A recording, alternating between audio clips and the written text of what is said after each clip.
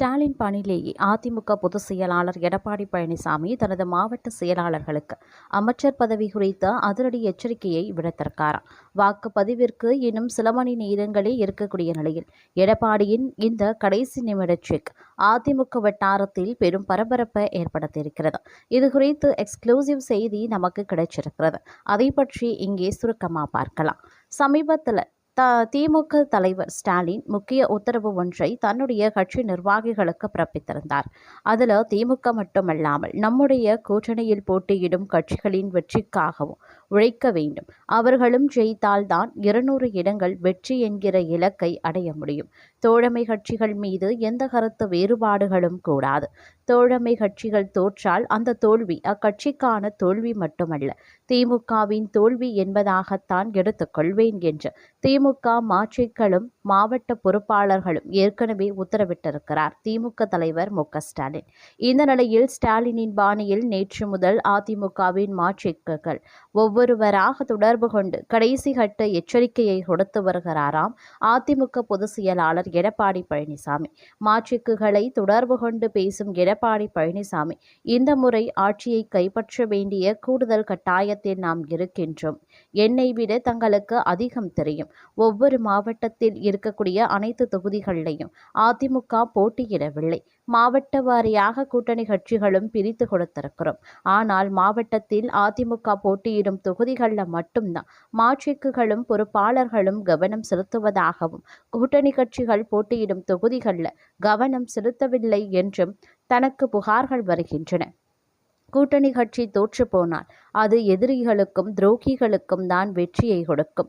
எதிரிகள் ஜெயித்தால் அது நமக்கு பின்னடைவுதானே. அதனால் கூட்டணி கட்சிகளையும் ஜெயிக்க வையுங்கள். அந்த வகையில் தங்கள் மாவட்டத்தில் இருக்கக்கூடிய அனைத்து தொகுதிகளிலையும் நாம் வெற்றி பெற வேண்டும். எல்லா தொகுதிகளையும் ஜெயித்து கொடுப்பவர்களுக்குத்தான் அதிமுக ஆட்சியில் அமைச்சர் பதவியை கொடுப்பேன். ஜெயித்து கொடுக்கவில்லையெனால் முன்னாள் மந்திரியாக இருந்தவர்கள் முன்னாள் மந்திரியாகவே இருக்க நேரிடும்.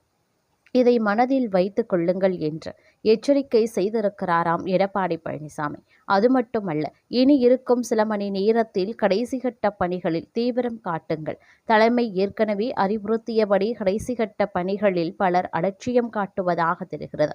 அதிமுக தோற்றால் அதன் விளைவுகள் என்னை மட்டும் பாதிக்காது, அது தங்களையும் சேர்த்தே பாதிக்கும் என்பதை நினைத்து பாருங்கள் என்றெல்லாம் அட்வைஸ் செய்துள்ளாராம் எடப்பாடி பழனிசாமி. தேர்தல் நேரத்தில் எடப்பாடி பழனிசாமி எடுத்திருக்கக்கூடிய இந்த வியூகம் மிகவும் நடைமுறைக்கு தேவையானது என்றே சொல்லலாம். ஏனென்றால் பொதுவாக பெரிய கட்சிகளின் மாவட்ட செயலாளர்கள் தங்கள் செல்வாக்கை நிரூபிக்க சொந்த கட்சி போட்டியிடும் தொகுதிகளில் மட்டுமே அதிக கவனத்தை செலுத்துவார்கள். கூட்டணி கட்சிகள் தோற்றால் அது ஒட்டுமொத்தமாக ஆட்சி அமைக்கும் வாய்ப்பை பாதிக்கும் என்பதால் அமைச்சர் பதவி என்ற அதிகாரத்தை காட்டி எச்சரிப்பது நிர்வாகிகளை பொறுப்புடன் செயல்பட வைக்கும் ஒரு வலுவான தூண்டுகோலாகவே எடப்பாடியின் அந்த அட்வைஸ் பார்க்கப்படுகிறது. ஸ்டாலின் ஏற்கனவே இதே பாணியை கையாண்டு வெற்றி கண்ட நிலையில் எடப்பாடியும் அதே பாதையை பின்பற்றுவது அடிமட்ட தொண்டர்கள் வரை ஒரு எச்சரிக்கை உணர்வை உண்டாக்கும் என்பதால் இறுதிக்கட்ட களப்பணியில் இது நிச்சயம் ஒரு தாக்கத்தை ஏற்படுத்தும் அப்படின்னு சொல்லப்படுகிறது. அது மட்டுமல்லாமல் தற்போதைய தேர்தல் நிலவரம் அப்படிங்கிறத பார்க்கும் பொழுது தமிழக சட்டமன்ற தேர்தலில் ஆளும் திமுக தலைமையிலான கூட்டணியும் எதிர்க்கட்சியான அதிமுக தலைமையிலான கூட்டணியும் நேருக்கு நேர் மோதுகின்றன. இந்த தேர்தலில் இரு கூட்டணிகளும் பெரும்பாலும் சிட்டிங் எம்எல்ஏக்களையே பெரிதும் நம்பியிருக்கின்றன. எனினும் 2021 தேர்தலில் தோல்வியடைந்த வேட்பாளர்கள் மீது திமுகவை விட அதிமுக அதிக நம்பிக்கை கொண்டிருப்பது அதிமுகவின் வேட்பாளர் பட்டியல் மூலம் தெரிகிறது. திமுக மற்றும் அதிமுக கூட்டணிகளின் வேட்பாளர் பட்டியலை பொறுத்தவரை தற்போதைய சட்டமன்ற உறுப்பினர்கள் சுமார் 2/3 பங்கு பேருக்கு மீண்டும் போட்டியிட வாய்ப்பளிக்கப்பட்டுள்ளது. 1/3 பங்கு பேர் வேட்பாளர் பட்டியலில் இருந்து நீக்கப்பட்டுள்ளனர். எனினும் 2021 சட்டசபை தேர்தலில் தங்கள் கூட்டணி இழந்த தொகுதிகளில் புதிய முகங்களுக்கு வாய்ப்பளிக்க திமுக முடிவு செய்துள்ளது. ஆனால் அதிமுகவும் அதன் கூட்டணி கட்சிகளும் 5 ஆண்டுகளுக்கு முன்பு தோல்வியடைந்த வேட்பாளர்களில் மிக சிறிய அளவினரை மட்டுமே இம்முறை வேட்பாளர் பட்டியலில் இருந்து நீக்கியிருக்கின்றன. 2021 சட்டசபை தேர்தலில் திமுக தலைமையிலான கூட்டணி மொத்தம் 159 தொகுதிகளில் வெற்றி பெற்றது. 234 எம்எல்ஏக்களை கொண்ட சட்டமன்றத்தில் பெரும்பான்மைக்கு தேவையான 118 இடங்கள் என்ற இலக்கை இது வெகுவாக மிஞ்சியிருந்தது. எஞ்சிய 75 தொகுதிகளில் அதிமுக தலைமையிலான கூட்டணி வெற்றி பெற்றிருந்தது. 2021 தேர்தலில் திமுக தனது கூட்டணியை முன்னின்று வழியும் நடத்தியது. அத்தேர்தலில் திமுக மட்டும் 188 தொகுதிகளில் போட்டியிட்டு 133 தொகுதிகளில் வெற்றி பெற்றது.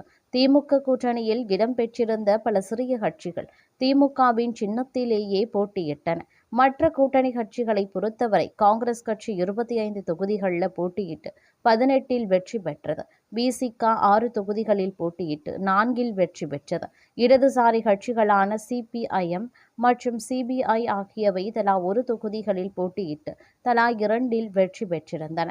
இருப்பினும் இந்திய யூனியன் முஸ்லீம் லீக் கட்சி தாம் போட்டியிட்ட 3 தொகுதிகளிலும் வெற்றி பெற தவறியது. இம்முறை தேமுதிக கூட்டணிக்குள் இணைந்திருக்கக்கூடியது. இதனால் தனது கூட்டணி கட்சிகளுக்கு அதிக இடங்களை ஒதுக்கி கொடுக்கும் வகையில் திமுக இந்த முறை குறைவான தொகுதிகளிலேயே போட்டியிடுகிறது. தேமுதிகவிற்கு 10 தொகுதிகள் ஒதுக்கப்பட்டுள்ளன. அதேவேளையில் காங்கிரஸ் மற்றும் விசிக ஆகிய கட்சிகள் முறையே 28 மற்றும் 8 தொகுதிகளில் போட்டியிடுவதன் மூலம் கடந்த தேர்தலை விட இம்முறை அதிக தொகுதிகளில் களம் இறங்குகின்றன. உதயசூரியன் சின்னத்தில் போட்டியிடும் தொகுதிகளின் எண்ணிக்கை 176ஆகவும் இடதுசாரி கட்சிகளின் எண்ணிக்கை தலா 5ஆகவும் இந்திய யூனியன் முஸ்லீம் லீக்கின் எண்ணிக்கை 2ஆகவும் குறைந்துள்ளது. திமுக கூட்டணி முழுவதும் 2021இல் நின்றவர்கள் 110 பேர் வேட்பாளர்கள் மீண்டும் நிறுத்தப்பட்டுள்ளனர். இவர்களில் 98 பேர் தற்போதைய சிட்டிங் எம்எல்ஏக்கள், 12 பேர் 5 ஆண்டுகளுக்கு முன்பு தேர்தலில் தோல்வியடைந்தவர்கள் ஆவர். மீண்டும் களமிறக்கப்பட்டிருக்கக்கூடிய தற்போதைய சட்டமன்ற உறுப்பினர்களில் 5 பேர் இந்த ஆண்டு புதிய தொகுதிகளுக்கு மாற்றப்பட்டுள்ளனர். மீண்டும் களமிறக்கப்பட்டுள்ள தோல்வியடைந்த வேட்பாளர்கள் 12 பேர். இவர்களில் 5 பேர் இம்முறை புதிய தொகுதிகளுக்கு மாற்றப்பட்டுள்ளனர். 2021 தேர்தலில் தங்கள் தொகுதிகளில் 2ஆம் இடத்தை பிடித்திருந்தனர். இவர்கள் சராசரியாக 16,666 வாக்குகள் வித்தியாசத்தில் தோல்வியடைந்திருந்தனர். இருப்பினும் திமுக தலைமையிலான கூட்டணி 2021 தேர்தலில் போட்டியிட்ட 124 வேட்பாளர்களை இம்முறை கைவிட்டுள்ளது. இவர்களில் 61 பேர் தற்போதைய சட்டமன்ற உறுப்பினர்கள், 63 பேர் 5 ஆண்டுகளுக்கு முன்பு தோல்வியடைந்த வேட்பாளர்கள். திமுக கூட்டணியின் புதிய வேட்பாளர்கள் பெரும்பாலானோர் அதிமுக பாரம்பரியமாக ஆதிக்கம் செலுத்தி வரும் மேற்கு மண்டல பகுதியில் குவிக்கப்பட்டுள்ளனர். குறிப்பாக கோவை, சேலம் மற்றும் ஈரோடு ஆகிய மாவட்டங்களில் அதிக எண்ணிக்கையிலான புதிய வேட்பாளர்கள் அறிமுகப்படுத்தப்பட்டுள்ளனர். வேட்பாளர் மாற்றங்களில் கணிசமான பகுதி தெற்கு மாவட்டங்களான கன்னியாகுமரி மற்றும் திருநெல்வேலியிலும் நிகழ்ந்துள்ளது. இப்பகுதியில் அண்மைய ஆண்டுகளில் பாஜகவின் செல்வாக்கு வளர்ந்து வருகிறது. 2021 சட்டமன்ற தேர்தல் மற்றும் 2024 மக்களவை தேர்தல்களில் சந்தித்த தோல்விகளால் ஏற்பட்ட பின்னடைவுகளில் இருந்து மீள அதிமுக தலைமையிலான கூட்டணி தனது வேட்பாளர் தேர்வில் குறிப்பிடத்தக்க மாற்றங்களை செய்துள்ளது.